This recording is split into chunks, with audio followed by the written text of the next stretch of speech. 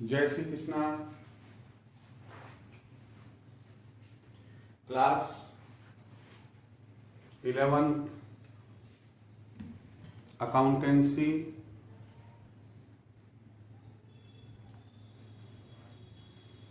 या book keeping and accountancy के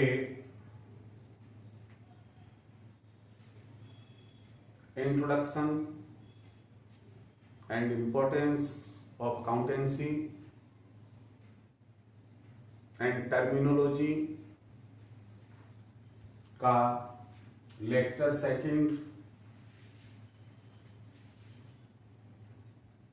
आज वीडियो के रूप में अपलोड किया जा रहा है। आप सभी स्टूडेंट्स और कैंडिडेट्स जो ये वीडियो देख रहे हैं, मेरा आपसे कहना है कि आप इसे लाइक, सब्सक्राइब और शेयर जरूर करें। अपनी छोटी से छोटी प्रॉब्लम, क्वेरी आप जरूर कमेंट बॉक्स में डालें। मैं पूरी कोशिश करूंगा कि आपकी उस प्रॉब्लम, उस क्वेरी का सॉल्यूशन दे सकूं। हमने फर्स्ट लेक्चर में टर्मिनोलॉजी के तहत बिजनेस, जिसमें trading business, manufacturing business, service business आपको बताए थे, और दूसरे नंबर पर हमने प्रोफेशन, पेशा आपको बताया था। हम उसके आगे बढ़ते हैं। आज पहली टर्मिनोलॉजी, पहला पारिभाषिक शब्द जो तीसरे नंबर पर आ रहा है, कैपिटल, या जिसे हिंदी में हम पूंजी कहते हैं। प्रिय विद्यार्थियों, आप जब तक इन पारिभाषिक शब्दों से वाकिफ नहीं होंगे, आप किसी भी हाल में अकाउंटेंसी में सक्सेस प्राप्त नहीं कर सकते। इसलिए बहुत ध्यान से इसे देखें, सुने। मानकर चले कि कोविड-19 के इस लॉकडाउन पीरियड के दौरान हम क्लासरूम एट होम के रूप में स्टडी कर रहे हैं।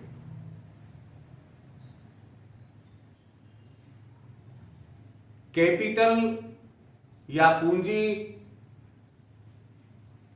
इस शब्द को समझने के लिए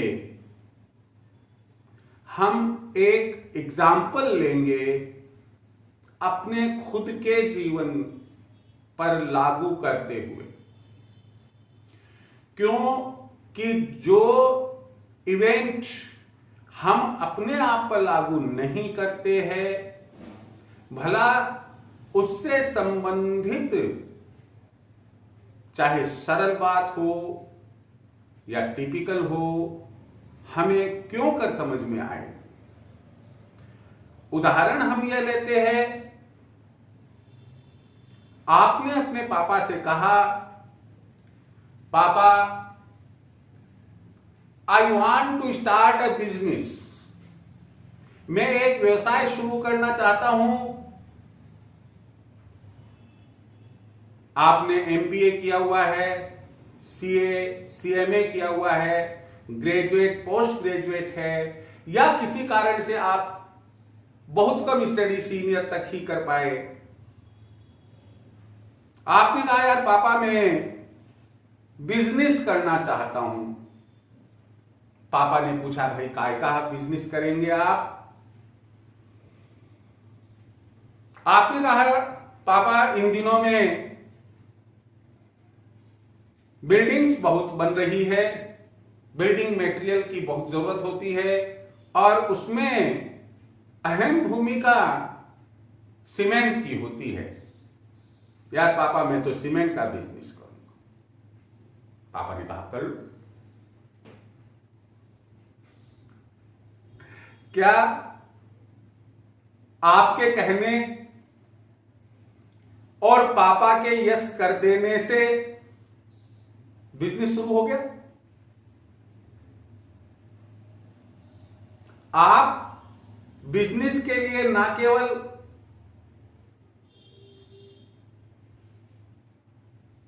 लोकेशन देखेंगे, आप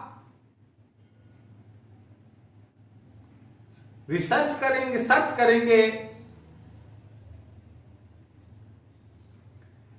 कि सीमेंट की डिमांड उस लोकेशन में जहां आप बिजनेस शुरू करना चाहते हैं,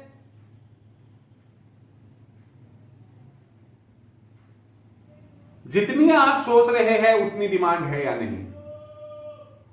चलो आपने लोकेशन तय कर ली, आपने डिमांड भी देख ली कि रोजाना के 300 बैग्स ऑफ सीमेंट आप सेल कर सकते हैं।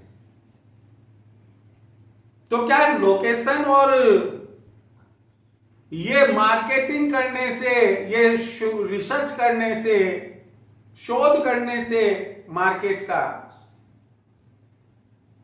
क्या बिजनेस शुरू हो जाएगा?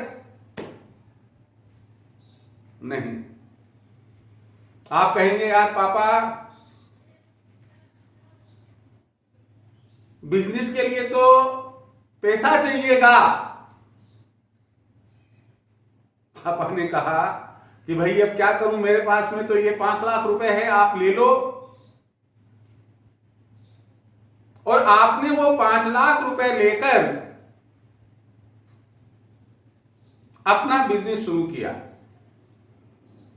ये जो 5 लाख रुपए आपने लगाए, इंट्रोड्यूस किए टू स्टार्ट द बिजनेस को शुरू करने के लिए, इसे ही हम पूंजी या कैपिटल या ओनर्स कैपिटल कहते हैं। यहां ध्यान रखिए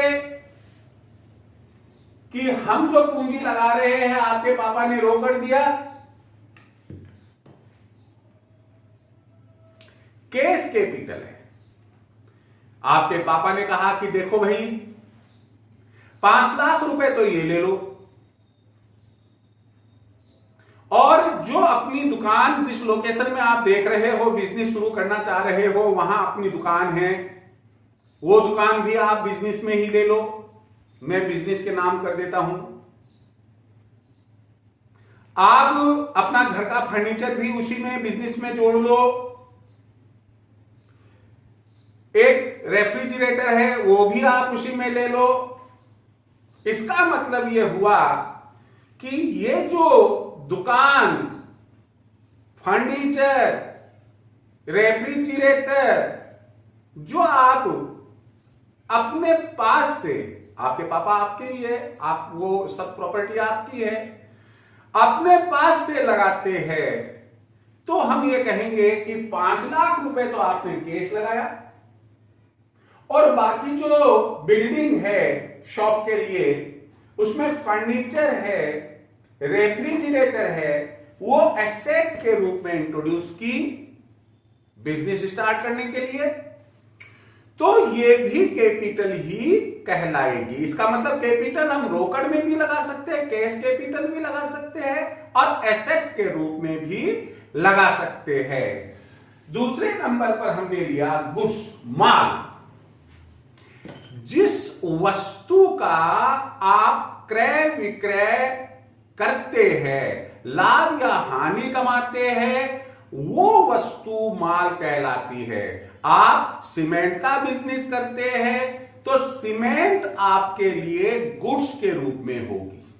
आप कपड़े का बिजनेस करते हैं तो कपड़ा आपके लिए गुड्स के रूप में होगा। तो माल के लिए जिस वस्तु का व्यवसाय करते हैं या किया जाता है वह वस्तु माल कहलाती। जिस वस्तु का व्यवसाय करते हैं वह माल कहलाता है। परचेज, भाई आपके पास में 5 लाख रुपए दुकान के ऊपर ले जाकर ऐसे रख देने से ऐसे तो सीमेंट नहीं आई ना। आपको माल खरीदना पड़ेगा। अगर कोई डिस्ट्रीब्यूटर है सीमेंट का, उससे बात करनी पड़ेगी। और यदि आपके नजदीक में कोई फैक्ट्री है, आप सीमेंट फैक्ट्री से बात करेंगे तो वहां से सप्लाई हो जाएगी आपको सीमेंट। तो आप व्यवसाय करने के लिए पहले माल खरीदेंगे। तो हमने यहां लिखा कि माल का खरीदना ही क्रय कहलाता है। सवाल हुआ कि आप जो परचेज सप्लायर से कर रहे हैं, चाहे वो सप्लायर कोई एक फर्म है, कंपनी है या खुद फैक्ट्री है, वह कितने प्रकार की होती है? 2 प्रकार की होती है। पहला प्रकार उसमें है कैश परचेजेज, जब हम रोकड़ देते हैं, माल लेते हैं, कैश परचेज। दूसरा है क्रेडिट परचेजेज। हमने कहा कि भाई आप ये 2 लाख रुपए की सीमेंट हमें दे दो, हम 15 दिन बाद में भुगतान आपको कर देंगे। तो आपने सीमेंट यानी कि माल तो खरीद लिया, लेकिन आपने भुगतान उस समय नहीं किया, आप बाद में करते हैं। तो यह जो क्रय है आपका, जिसमें भुगतान बाद में किया जाता है, यह क्रेडिट परचेजेज यानी उधार क्रय कहलाएगा। फिर हम चलते हैं यहां पर परचेजेज रिटर्न्स। तो ये जो परचेजेज रिटर्न्स क्या है? क्रय वापसी। आपने सीमेंट के बैग्स मंगाए और आपने जब उसकी जांच की तो मालूम पड़ा कि उसमें से, मान लो 500 बैग मंगाए आपने सीमेंट के, 50 बैग ऐसे हैं जो या तो रास्ते में फट गए मिसहैंडलिंग की वजह से, फैक्ट्री की नेग्लिजेंसी की वजह से, या बाद में एक्सपायर्ड सीमेंट आपको भेज दी, खराब माल भेज दिया आपको, या आपने मंगवाया कि भाई कि हमें सीमेंट ये 51 ग्रेड या 53 ग्रेड ये क्वालिटी का ना है, तो ये भेजना। उन्होंने क्या किया कि 51 ग्रेड आपने मांगी, उसमें 50 कट्टे 53 ग्रेड के भी रख दिए, जबकि आपने 51 ग्रेड ही मंगाई थी आपने। तो जो चीज हमने मंगवाई वो नहीं आई, या जो चीज हमने मंगवाई वो खराब हो गई है, या खराब है, टूट फूट गई है, हम उस माल को सप्लायर को, जिससे हमने खरीदा, विक्रेता को वापस लौटा देते। तो क्रय किया हुआ माल वापस लौटाया, उसे ही हम क्रय वापसी या परचेज रिटर्न्स कहते हैं। क्रय किए हुए माल के टूटा फूटा होने या अन्य कोई कारण से कुछ या समस्त माल विक्रेता को लौटाया जाता है, वह क्रय वापसी कहलाता है। सेल्स, विक्रय। विक्रय क्या? भाई जे सीमेंट काय के लिए मंगवाई आपने, इसलिए थोड़ी कि आपको एक डेमो देना है, आपने इसलिए थोड़ी कि लोग बात कहे कि अरे यार देखिए 500 कट्टे सीमेंट के रखे हुए हैं। आप तो बिजनेस के लिए मंगवाई, और बिजनेस होता क्या है? खरीदे हुए माल को बेचना। तो आपने जो सीमेंट खरीदी, आप उसे कस्टमर्स को बेचते हैं, उसे हम सेल्स या विक्रय कहते हैं। ध्यान रहिए कि यहां सेल्स नाम से, सेल्स जो हमारी आगे जाकर लेखा पुस्तकों में एक विशेष रूप में यह शब्द काम में आएगा, केवल और केवल माल के संबंध में हम इसे काम में लेंगे। तो यहां सेल्स क्रय किया हुआ माल लाभ या हानि पर बेचना ही विक्रय कहलाता है। बट नेचुरल 200 रुपए में बैग खरीदा, अगर 210 रुपए में बेचा 10 रुपए का लाभ हो गया, 190 रुपए में बेचा 10 रुपए की हानि हो गई। आप समाज सेवा के लिए 200 रुपए का माल 200 रुपए में नहीं बेचते तो वो बिजनेस नहीं होता, जिसमें लाभ हानि का तत्व विद्यमान होता है, जिसमें जोखिम रिस्क विद्यमान होती है, एंटरप्रेन्योरशिप साहस होता है। बिजनेस तो वो होता है, समाज सेवा ये कोई अपना बिजनेस और ना हम यहां उसकी स्टडी करेंगे। फिर यहां हमने देखा कि क्रय की भांति ही विक्रय भी दो प्रकार का होता है, एक रोकड़ कैश सेल्स और दूसरा क्रेडिट यानी उधार विक्रय, क्रेडिट सेल्स यानी कि उधार विक्रय। जब हम ग्राहक से पैसा लेते हैं और माल दे देते हैं तो वो हमारा कहलाता है कैश सेल्स, और ग्राहक हमसे माल तो ले लेता है, हमसे माल तो खरीद लेता है, हम उसे बेच देते हैं, लेकिन वो कहता है यार भाई साहब अभी हम पेमेंट नहीं कर पाएंगे और आप मेरे पापा को जानते हैं और हम आपको 10 दिन बाद में देंगे। हमने कहा ओके ओके ओके कोई बात नहीं, ले जाओ ले जाओ ले जाओ। तो ये जो कहलाता है ये कहलाता है क्रेडिट सेल्स उधार विक्रय। यहां हमने नेक्स्ट जो टर्मिनोलॉजी ली है वो है सेल्स रिटर्न्स, विक्रय वापसी। जिस तरह क्रय वापसी होती है, हमने माल बेचा और जहां वो सीमेंट ले गया घर पर, जैसे ही उसने सीमेंट बैग खोला तो देखा कि वहां पर तो डल्ले बंधे हुए बीच बीच के अंदर, यानी कि ह्यूमिडिटी आ गई उसमें। ह्यूमिडिटी आने से, नमी आने से उस सीमेंट की क्वालिटी कमजोर हो जाती है। उसने आपके पास आया कि साहब आपने जो हमें सीमेंट दी थी वो खराब है, इसलिए ये आप पकड़िए। मानो उसने 5 बैग हमें वापस लौटा दिए, तो ये हमने जो माल बेचा वो वापस हमारे पास में लौट कर किसी भी कारण से आया, हम उसे सेल्स रिटर्न्स के नाम से जानेंगे। वापसी, विक्रय वापसी, विक्रय किया हुआ माल यदि वापस लौट कर आता है वह विक्रय वापसी कहलाता है। आगे हम फिर चलते हैं। यहां हमने लिखा ट्रांजैक्शन, जिसका हिंदी मीनिंग सौदा, लेन देन या व्यवहार होता है। क्या है? एक व्यवसायी बाहर के किसी भी पक्षकार से यदि कोई भी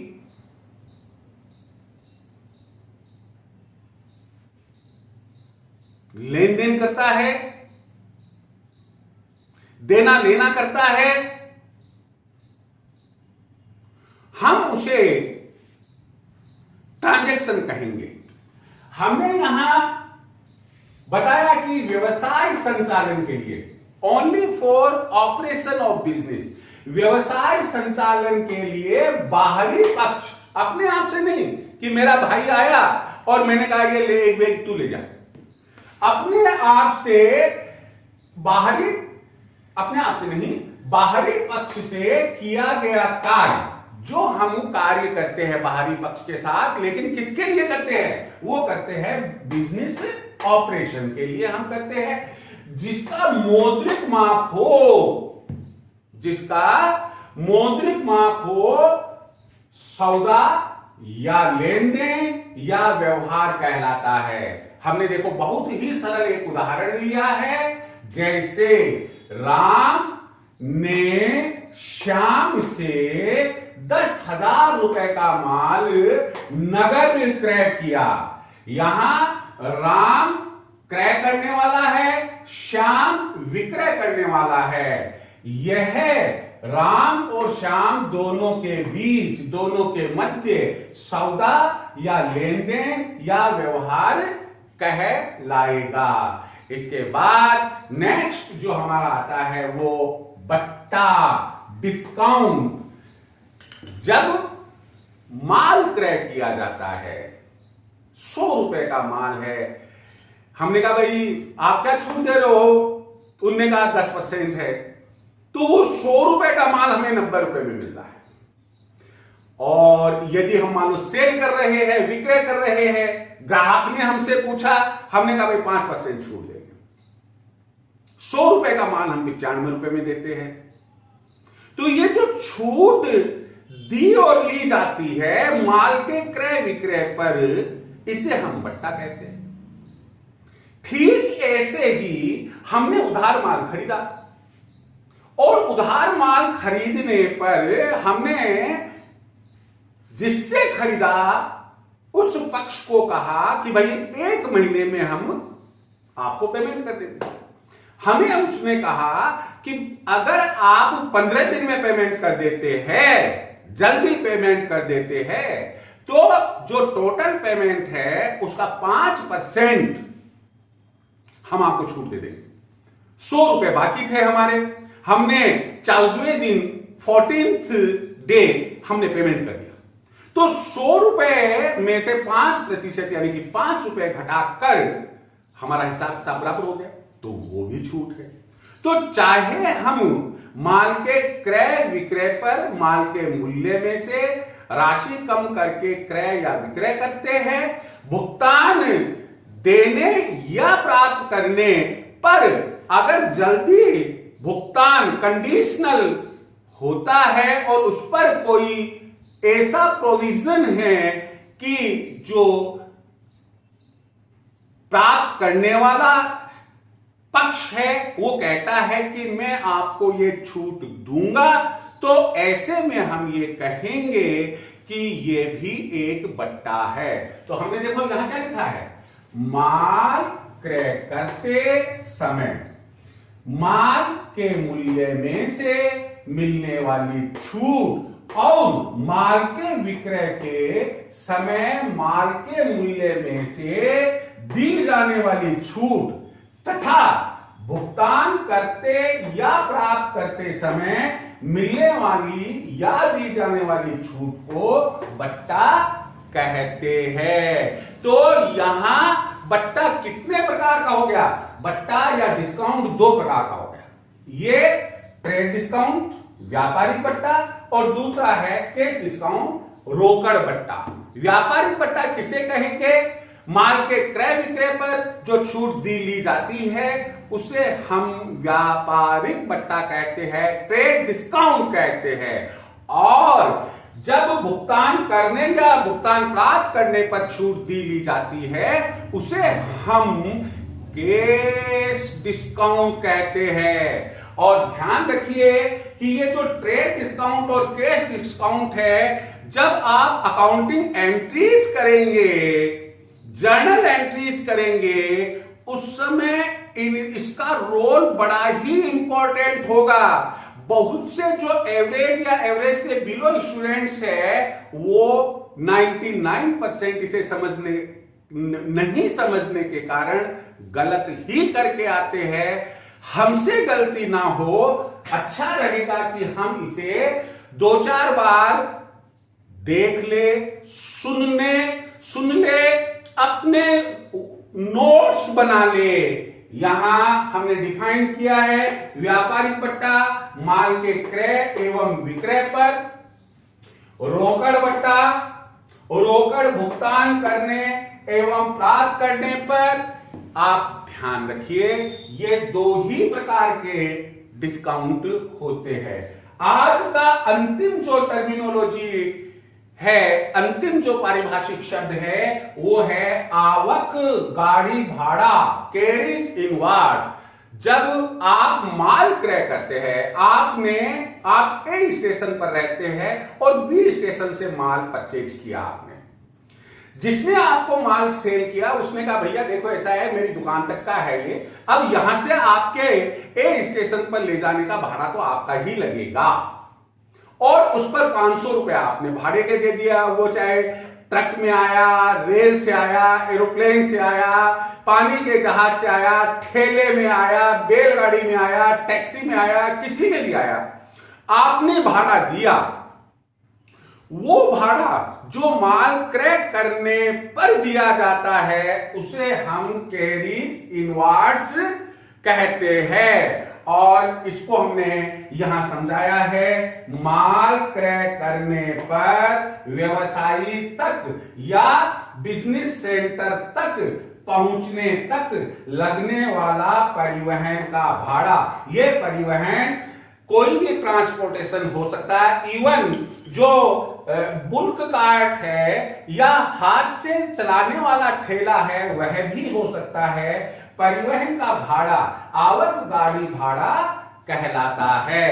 आवक गाड़ी भाड़ा कैरिज इनवार्ड्स परचेज का एक पार्ट होता है। मान लो आपने एक एसी खरीदा, देखिए बहुत जल्दी समझ में आएगा इसलिए मैं आपको कह रहा हूं मेरे भाई। एसी खरीदा और वो एसी आपको 20,000 रुपए में मिला, लेकिन आपने बी स्टेशन से खरीदा। बी स्टेशन से अपने लोकेशन वाला ए स्टेशन पर लाने के लिए आपको उस पर 500 रुपए और खर्च करने पड़े, किसी भी रूप में हुए, लेकिन केवल और केवल एसी की वजह से हुए वो। तो ऐसे केस में आपका वो एसी 20,000 प्लस 500, 20,500 का पड़ेगा। अब आप कहोगे सर हमने तो 20,000 का ही खरीदा। मान लो आपका दोस्त कहता है यार बड़ा प्यारा एसी खरीद कर लेकर आए हो, माय डियर कितने में लिया? आपने कहा यार मैंने 20,000 में लिया। उन्होंने कहा यार ऐसे कर 20,000 100 रुपए मेरे से ले ले और मेरे को दे दे। आप मना करेंगे। क्यों मना करेंगे? आप उसको तुरंत कहेंगे अरे मेरे भाई, अरे मेरे दोस्त, यार 20,000 तो मैंने बी स्टेशन पर दिए, वहां से यहां लाने का 500 रुपए का भाड़ा भी लगा है। अगर मैं एक बार भी दूं तो 20,500 के बिना तो मैं आपको दे ही नहीं सकता। इसका मतलब जो परचेज कॉस्ट है, वो जो परचेज नेट परचेज प्राइस है, उसमें आपने कैरिज इनवार्ड को ऐड किया, जोड़ दिया और परचेज कॉस्ट बढ़कर 20,000 से 20,500 हो गई।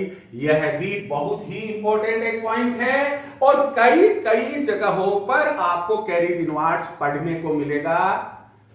यहां आज हम इतना ही बताएंगे, फिर मैं आपको कह रहा हूं, मैं हकीकत बयान करता हूं। अंधेरे में, डार्क में कभी भी किसी स्टूडेंट को मैं नहीं रखता। क्यों? क्योंकि आप मेरा वीडियो देख रहे हैं। अगर आपने कोई चीज यहां देखी सुनी, निश्चित रूप से आप एग्जाम में करके आएंगे वैसा, तो आप इसका लाभ जरूर से जरूर उठाएं। अपने साथ में कॉपी पेन सब रखें, अपनी क्वेरी नोट डाउन करें, मुझे कमेंट करें, अपने दोस्तों को शेयर करें, लेकिन लाइक करना, सब्सक्राइब करना ना भूले। अगले वीडियो में हम कैरिज इनवार्ड्स के आगे बताएंगे। अभी कुछ मिनट के लिए मैं ये स्क्रीन आपके सम्मुख दे रहा हूं, आप केयरफुली देख लीजिएगा। Thank you very much.